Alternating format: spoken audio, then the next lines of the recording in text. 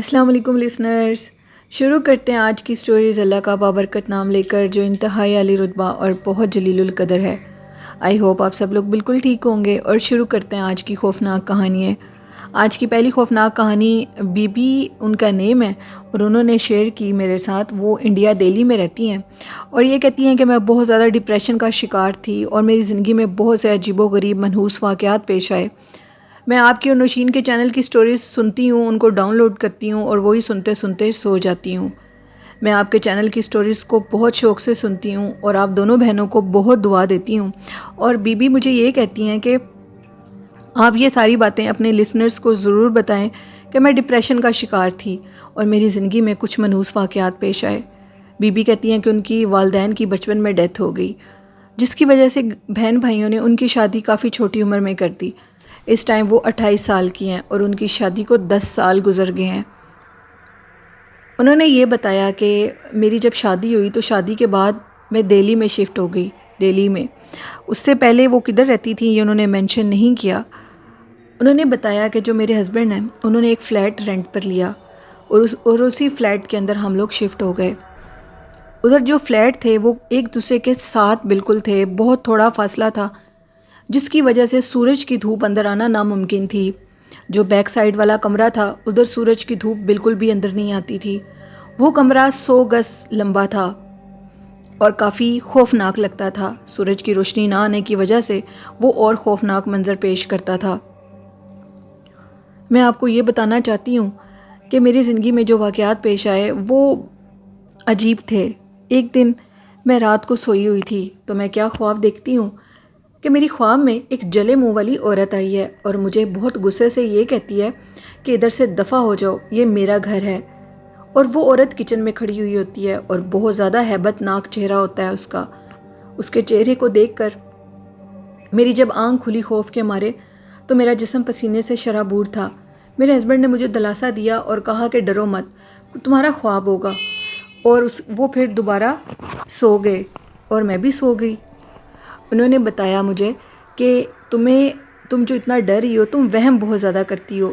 خیر، میں ایک سید فیملی سے تعلق رکھتی ہوں۔ انہوں نے اپنا نیم بھی اپنے والد صاحب کا بتایا۔ وہ ایک جیلانی فیملی سے تعلق رکھتی ہیں جو کہ سید ہیں۔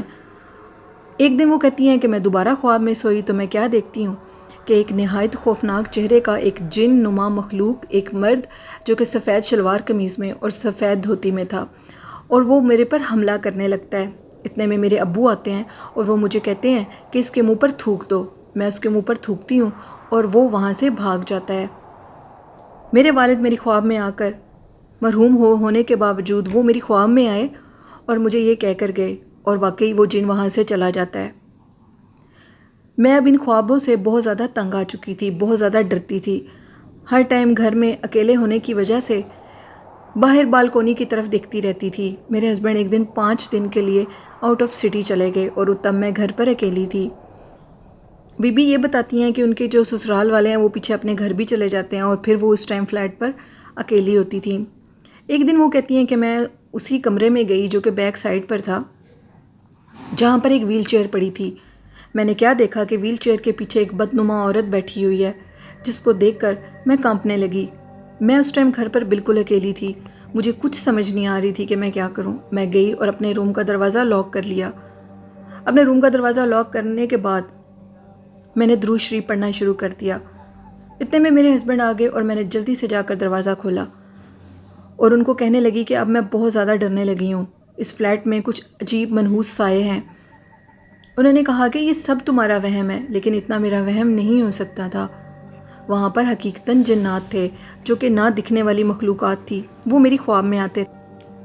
پھر انہوں نے مجھے یہ کہا کہ اب تم ریسٹ کرو، تم بہت زیادہ ڈپریشن کا شکار ہوئی پڑی ہو۔ انہوں نے مجھے میڈیسن دی اور میں سو گئی۔ ایک دن میں اپنے واش روم میں نہا رہی تھی، مجھے محسوس ہو رہا تھا کہ جیسے کوئی مجھے دیکھ رہا ہو۔ مجھے یہ تب محسوس ہوا جب میں شیشے میں کھڑی اپنے بالوں کو سکھا رہی تھی۔ کسی نہ دکھنے والے وجود کا میرے ارد گرد گھومنا وہ مجھے محسوس ہو رہا تھا۔ میں بیڈ پر جا کر لیٹی تو مجھے لگا جیسے کوئی میرے سر پر آ کر کھڑا ہو گیا ہے۔ وہ مخلوق بالکل میرے ساتھ ساتھ تھی۔ نہ جانے اس فلیٹ میں ایسا کیا تھا۔ ایک دن اس فلیٹ میں میرے ہسبینڈ بھی ڈر گئے اور مجھے کہنے لگے کہ تم سچ کہتی تھی، اس فلیٹ میں کچھ نہ کچھ خوفناک ضرور ہے۔ جو کہ ہمیں ادھر رہنے نہیں دے رہا۔ میں اپنے ہسبینڈ کے ساتھ باہر شاپنگ کے لیے گئی تو پارکنگ میں نے اسی خوفناک جلے چہرے والی عورت کو دیکھا جو میری خواب میں آئی تھی، اور میں نے دیکھا وہ عورت بھاگتی ہوئی ہم لوگوں کی فلیٹ کی سیڑھیوں کی طرف گئی ہے اور اوپر ہمارے ہی فلیٹ کی طرف جا رہی ہے اور آگے جا کر غائب ہو گئی۔ یعنی ہمارے اس فلیٹ کے اندر بہت سے پرسرار واقعات تھے، بہت سے جنات ہیں۔ ہم نے اس فلیٹ کو چھوڑ دیا کیونکہ میں سید ذات تھی، اور وہ جنات مجھے نظر تو آتے تھے، تنگ تو کرتے تھے، لیکن الحمدللہ انہوں نے مجھے کوئی نقصان نہ دیا۔ اسی دوران اللہ نے مجھے جو رحمت بخشی تھی، میرے گھر میں بچے کی پیدائش ہونی تھی، وہ بھی کام خراب ہو گیا۔ ہم نے پھر اس فلیٹ کو چھوڑ دیا۔ یہ خوفناک واقعہ تھا بی بی کا، اور وہ آپ سب کو یہ کہنا چاہتی ہیں کہ آپ سب بھی اپنا بہت خیال رکھا کریں، ایسی جگہوں پر مت جائیں، اور ان کو بی بی کو یعنی اپنی دعاؤں میں یاد رکھیں۔ بہت شکریہ آپ کا ہمیں میری سٹوریز کو لائک کرنے کے لیے، نوشین کے چینل کی سٹوریز کو لائک کرنے کے لیے، اور اسی طرح ہمارے چینل کو سنتے رہیں، سبسکرائب، لائک اور شیئر کریں۔ بڑھتے ہیں آج کی دوسری خوفناک کہانی کی طرف۔ یہ کہانی امجد نے شیئر کیا کوٹ مومن سے۔ امجد کہتے ہیں کہ میں آپ کے ساتھ ایک خوفناک واقعہ شیئر کرنا چاہتا ہوں۔ امجد کہتے ہیں کہ ہم لوگ جس ایریے میں رہتے ہیں اس ایریے میں ہم نے بالکل نیو گھر بائی کیا تھا، پرچیز کر لیا تھا۔ پہلے تو ہم لوگوں کا ارادہ تھا کہ وہ گھر اتنا بڑا نہیں تھا، ہم اس گھر کو رینٹ پر لیتے ہیں، کیونکہ میرے ابو ہمیشہ کہتے ہیں کہ جب بھی کوئی گھر لینا ہو تو پہلے اس کو رینٹ پر لو، اگر اس میں تم لوگ سیٹ ہو جاؤ تو تب اس گھر کو خریدنے کی کوشش کرو۔ خیر، ہم نے اس گھر کو خریدنے کی کوشش کی اور ہم نے اس گھر کو خرید لیا۔ تب تک ہمارے گھر میں ایسا کچھ واقعہ پیش نہیں آیا تھا۔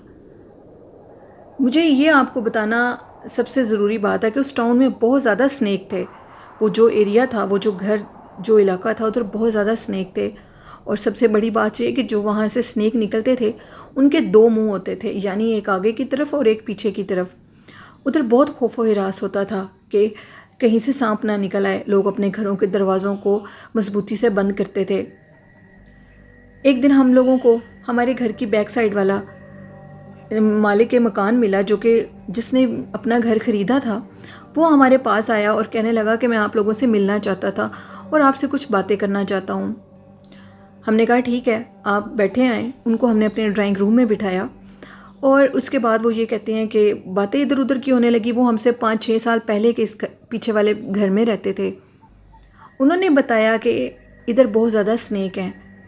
میں نے کہا کہ ہم لوگوں کی گلی میں سے بھی بہت زیادہ سنیک نکلے ہیں، جس پر وہ کہنے لگے کہ صرف سنیک ہی نہیں ہے، اس علاقے میں ایک پچھل پیری، یعنی جس کو ان کی لینگویج میں وہ کہتے ہیں کہ پٹ پیری کہتے ہیں، اس کا بسیرا ہے، جس کو میرے والد صاحب نے، یعنی جو ان کے گھر کی بیک سائڈ پہ رہتے تھے، ان کے والد نے اپنی آنکھوں سے دیکھا۔ وہ کہتے ہیں کہ ایک دن وہ شاپ کو لیٹ نائٹ بند کر کے آ رہے تھے، گرمیوں کا موسم تھا۔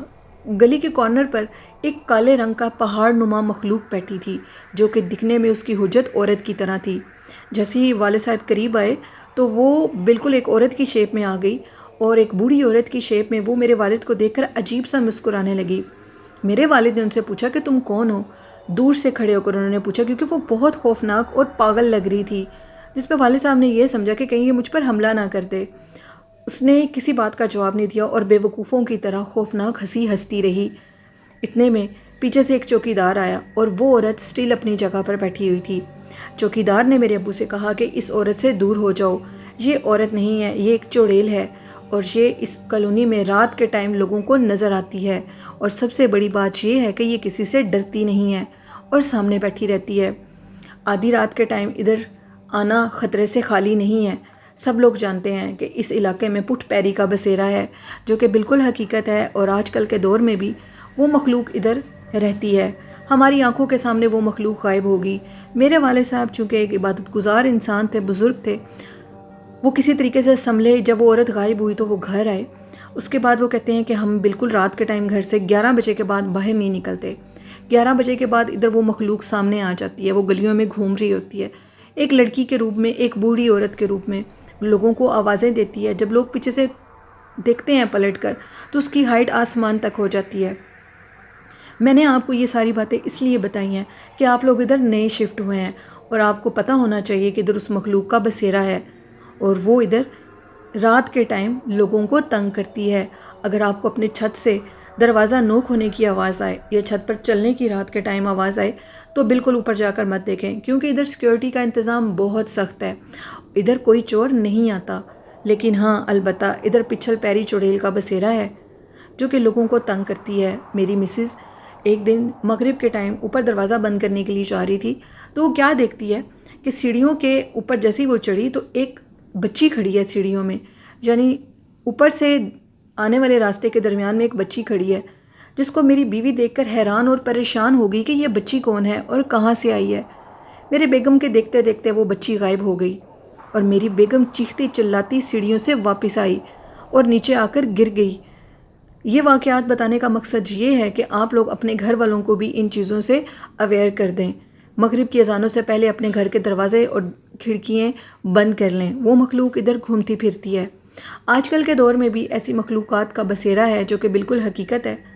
یہ کہانی تھی امجد کی، اور میں آپ کو یہ کہنا چاہتی ہوں کہ قرآن پاک میں ان مخلوقات کے متعلق اللہ نے گواہی دے دی ہے۔ سورۃ جن میں جنی جنات، یہ چڑیلیں، یہ سب کچھ ایک ہی قبیلے کے ہیں اور یہ ادھر رہتے ہیں اور اپنے ہونے کا احساس دلاتے ہیں، چاہے وقت کتنا ہی ماڈرن کیوں نہ ہو جائے، انسان کتنا ہی آگے کیوں نہ چلا جائے، لیکن یہ چیزیں اللہ کی مخلوقات ہیں اور یہ بالکل رہتی ہیں انسان کے ساتھ، کوئی مانے یا نہ مانے۔ ہم مسلمان ہیں اور قرآن پاک پر ہمارا پختہ ایمان ہے اور ہم لوگ ان چیزوں کے اوپر یقین رکھتے ہیں اور ان سے بچنے کی بھی حفاظت ہمیں کرنی چاہیے۔ یہ تھیں آج کی سٹوری۔ لسنرز کیسی لگیں آپ کو؟ اپنا فیڈ بیک ضرور دیجیے گا اور میرے چینل کو زیادہ سے زیادہ شیئر، لائک اور سبسکرائب کریں، آپ کی سپورٹ کی مجھے ضرورت ہے۔ آخر میں کہنا چاہوں گی کہ قرآن پاک، نماز و درود شریف کے ساتھ اس طرح بن جائیں کہ اللہ پاک آپ سے محبت کرنے لگے اور اللہ آپ کی مدد کرے، اور جھوٹ سے بچیں۔ جھوٹ بولنے والے شخص کو اللہ اور اللہ کے رسول صلی اللہ علیہ وسلم بالکل پسند نہیں کرتے۔ والدین کی خدمت کریں، اگر وہ حیات ہیں تو ان کی حیات میں خدمت بہت افضل ہے، اور اگر وہ اس فانی دنیا سے رخصت ہو گئے ہیں تو ان کی قبر پر ضرور جایا کریں، چاہے وہ بیٹا ہے یا بیٹی، کیونکہ والدین اپنے بچوں کو مرنے کے بعد بھی نہیں چھوڑتے۔ یہ میرا اچھا میسج تھا، آئی ہوپ اس پر آپ عمل کریں گے۔ اپنی ہوسٹ نیلم یاسین کو اجازت دیجیے، دعاؤں میں بہت یاد رکھیے گا۔ اللہ حافظ۔